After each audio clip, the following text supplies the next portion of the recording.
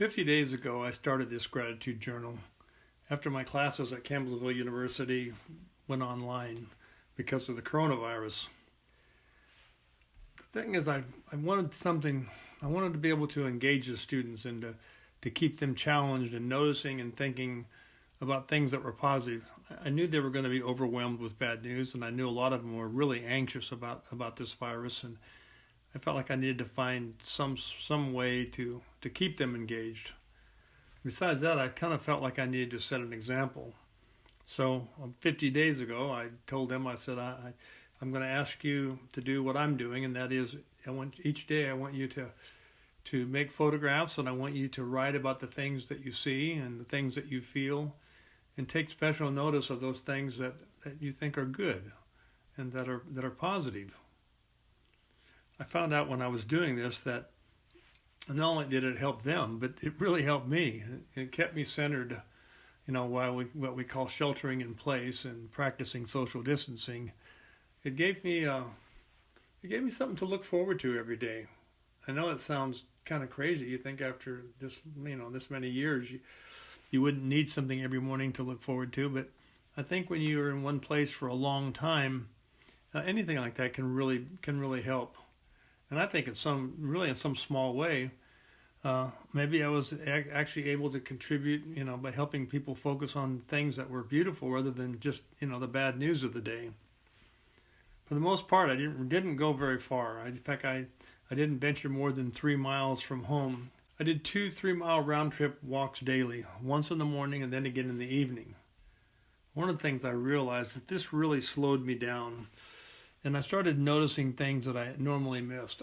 I'd never been really a flower person, but I found that I was when buds were blossoming, I really enjoyed watching them. I enjoyed watching the bees. I enjoyed watching a lot of small things that I seems like I miss because I'm always too busy. Doing this really gave me time to pause and to reflect, and really to reconsider my place in the universe. I think that's something that we should do all the time. I often refer to the passage in Psalms, attributed to Moses when he says that basically the request is that he says, teach us to number our days that we might apply our hearts to wisdom. And I've tried to live by this, but this certainly helps me do that. It really gave me something to look forward to each day. In a crazy way, the journal was kind of like a pet that had to be fed and walked every day.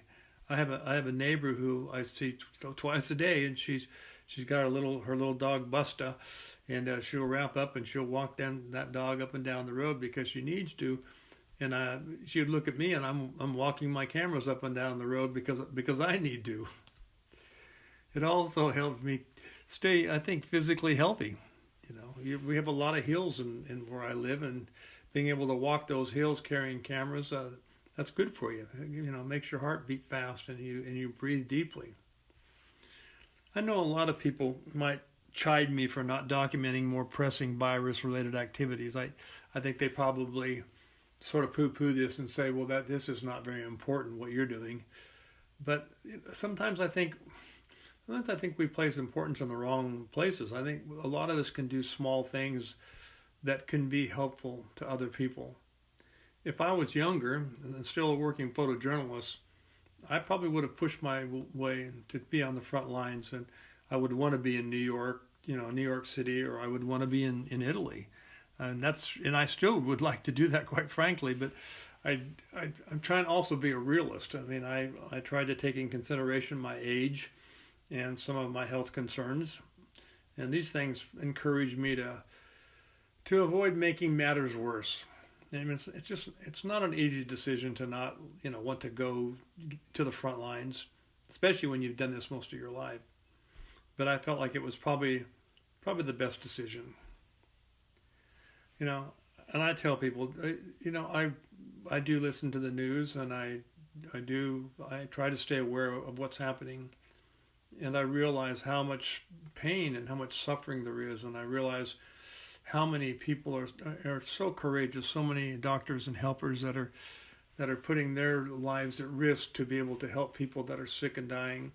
And I love them for that. I admire them for that.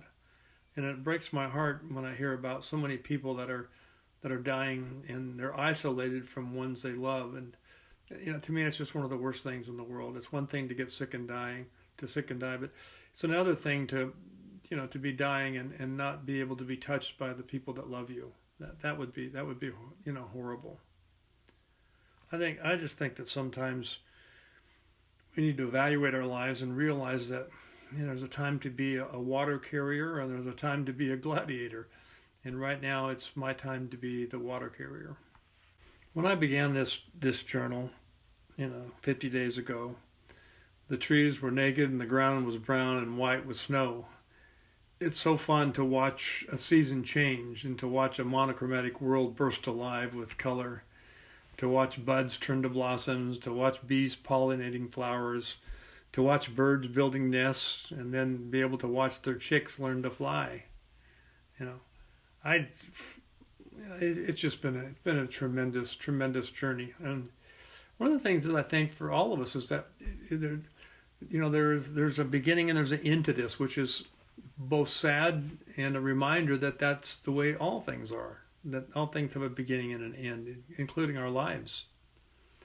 I remember one of the more poignant moments in this was I sat on a hillside and I watched a man, a veteran, he's a stranger, and watch him be buried.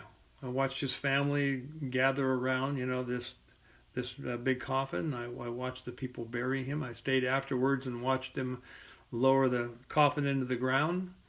I watched him cover it up and put the flowers on the grave. When you do that, it again puts your life in perspective, I think. And I also met a man who was married more than a half a century to his dear wife, and his wife died in February, and he was still trying to figure out how do I live without her? How do I be without my partner? And he had his two little dogs that he was caring for. And at one point, I talked to him, and he just said to me, he said, it's not something you ever want to experience, I assure you. The fun thing is, though, as I photographed groundhogs and a possum and chipmunks and a red fox and dogs and cats and many deer and lots of birds. And I watched the sunrise nearly every morning during my morning walk. Talk about a blessing. There's some people that don't get up until, the crack of noon. But to be able to watch the sunrise, what a gift that is. I figured that I started trying to add this up, and I figured that I walked at least 250 miles, all within pretty much a 3 mile radius. And that's a lot of walking. If I started to do it one time, that would seem a pretty big deal. I was able to I photographed people walking and running and gardening and visiting each other, and people holding hands, and both young people and old people. I have a neighbor. One of my favorite pictures was one of our neighbors when his mother came to live with him, or stay with him anyway right now, and she's in her 80s, and he takes her on an evening walk. In fact, I met neighbors whose names I'd not known before. I see people, I wave at them sometimes, but this gave me time to stop. And I think after a while, they said, they would probably look out their window and go, oh, here's that guy with the cameras again. And so they would stop and engage me in conversation. One of the things that this really did too is it gave me more time than normal to think and to ponder even my own mortality and how I'd like to redeem whatever time that I have left. As I said, I tried to do this. I try to live this way. I tried to not assume anything, just to be thankful for every day. But this certainly ratcheted that up a little bit. You have a lot more time to do that. At least I have. And one of the great blessings was I had more time to be with my 20-year-old son Tucker, who is he's a lacrosse player, and he's goes to Clark University in Dubuque. And he, once they closed school down, then he came home. He probably wasn't thrilled about that, but really enjoyed the time with him. I wish that my other son Henry was still here, and Bergen, my other son, and my daughter Charbonnet, and I wish they were all here. I just try to truly live a life of gratitude. I think I've tried to do that most of my life, but this certainly ratcheted that up for me, because I do believe that we live in a wonderful world. It's a wonderful place with wonderful people, and we either choose to look at the things that are good and lovely, or we can go around and be bitter. It's really our choice. So